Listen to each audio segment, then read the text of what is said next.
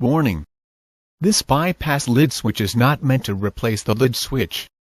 It should only be used when working on the washer without the cabinet. And to check how well is agitating or spinning, you will need to get a single pole, single throw switch, like this one. I got it from Home Depot. Part number GSW-11. To prepare the switch you will need two wires about 12 inches long each. Strip the insulation on the ends of the wires. Attach two eye terminals like this. Attach the wires to the two terminals on the switch. Insulate the connections with electrical tape. When you finish, it should look like this. Disconnect the washer from the wall outlet. Open the controls panel.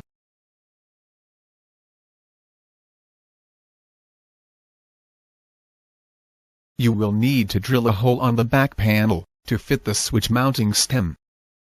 Go ahead and drill the hole. Set the switch in place.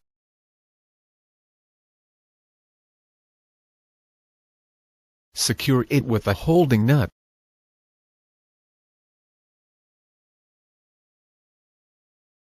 Follow the gray and black wires from the switch.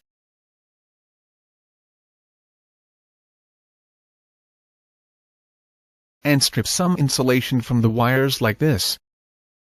Wrap the switch wires and solder them to make a good connection.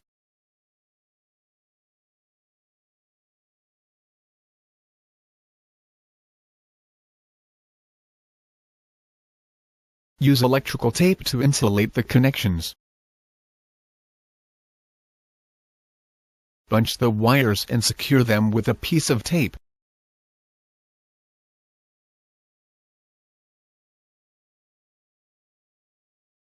Now you could disconnect the lid switch to remove the cabinet.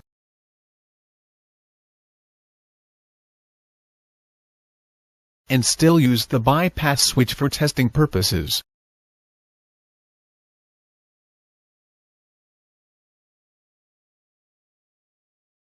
Close the controls panel.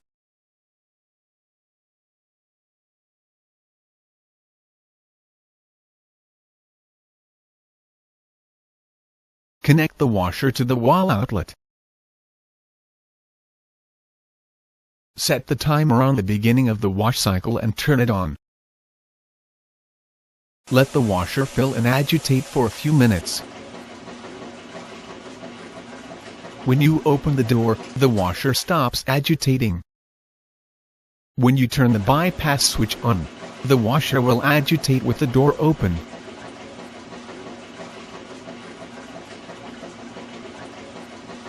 And when you turn the bypass switch off, the washer stops agitating. Close the door. Set the timer on the spin cycle and turn it on. Wait until the washer has drained the water and it starts spinning. When you open the door, the washer stops spinning. When you turn the bypass switch on, the washer will spin with the door open.